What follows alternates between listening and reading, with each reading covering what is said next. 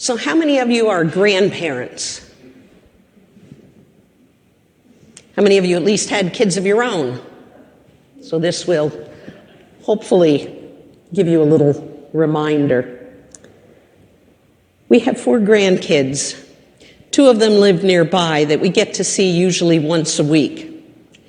The oldest of those 2, Haley, started coming to be with us once a week when she was 2 or 3 months old and her mom went back to work.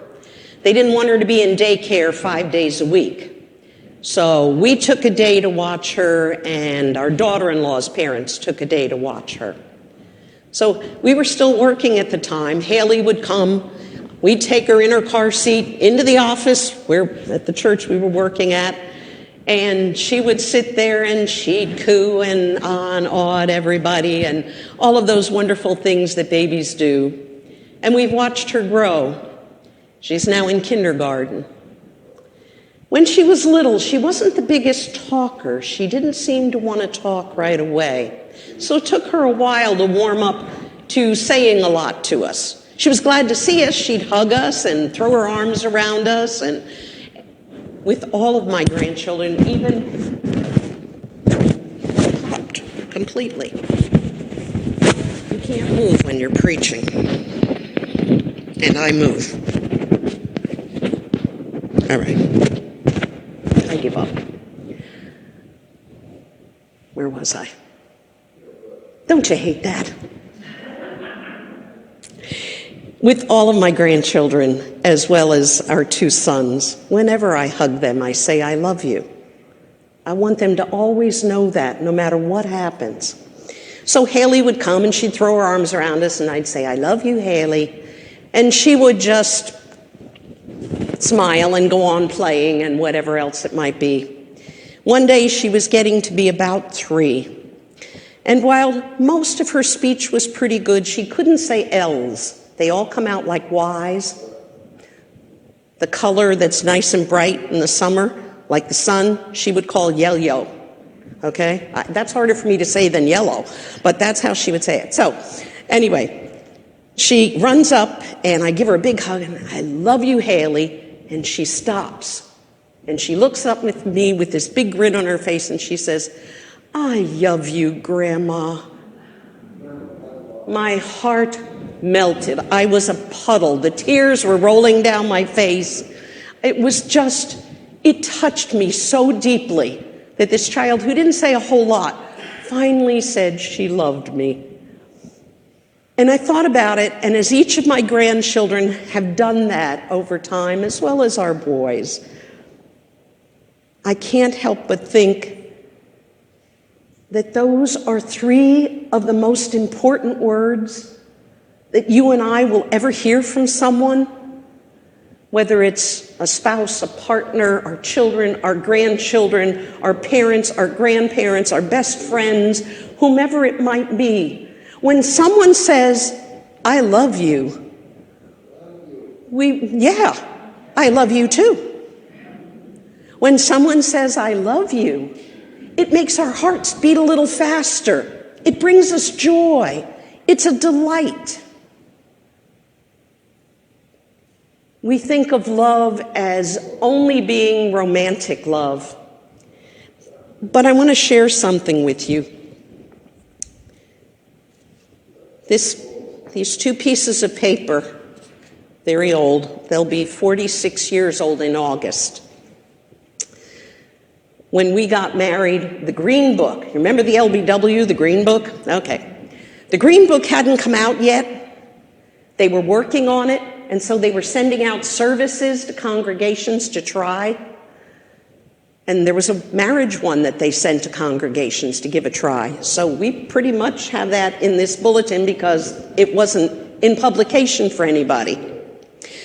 But we wrote a passage for the people who came and joined us in worshiping at our wedding.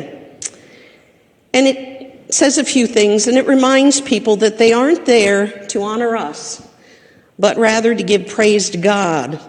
For God is the source of all true love, including that which binds us, and all of us to each other.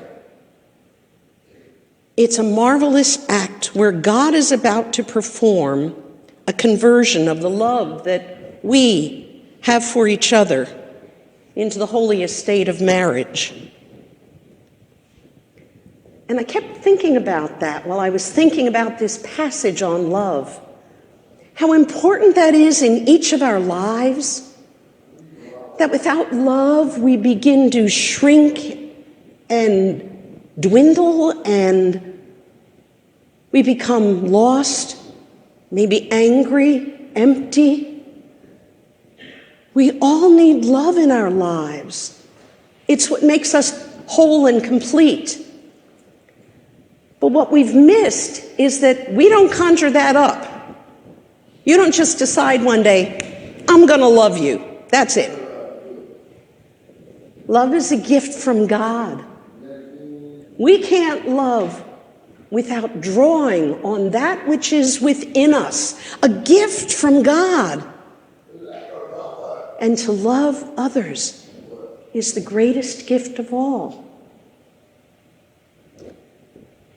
You and I live in a world right now that's filled with an awful lot of hate and an awful lot of anger and an awful lot of frustration and an awful lot of bad things going on. And some nights I say, I should watch the news so I know what's happening in the world.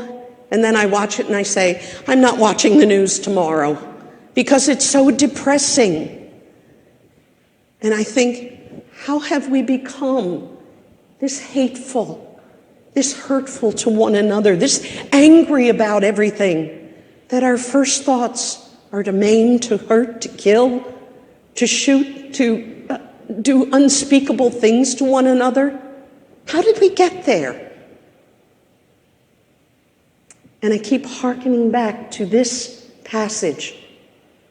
Love is a gift from God that we were all given. Nobody was not given it, kind of thing. We were all given that gift.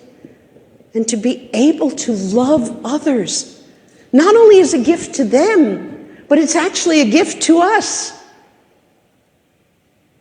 When you share your love with someone, when I tell my grandchildren how much I love them, I feel good inside. And I hope they do as well.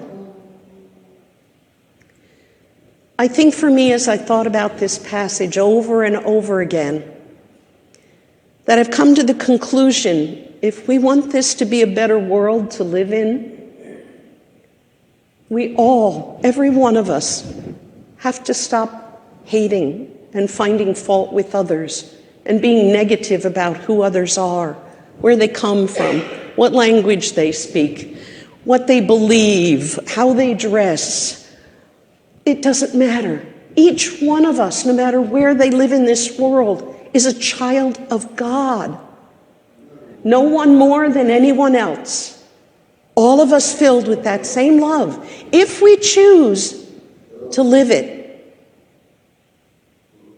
And maybe if we just reach down and grab onto that love and share it more with others, not only who are in need of it, but those who feel like they are unworthy of it, maybe just a little bit, we can make this world a better place to live in, a place that we're proud to pass on to our children and our grandchildren, who will know what love is, and they will live it too. Because we have a God who loves us a yacht and always will. Amen.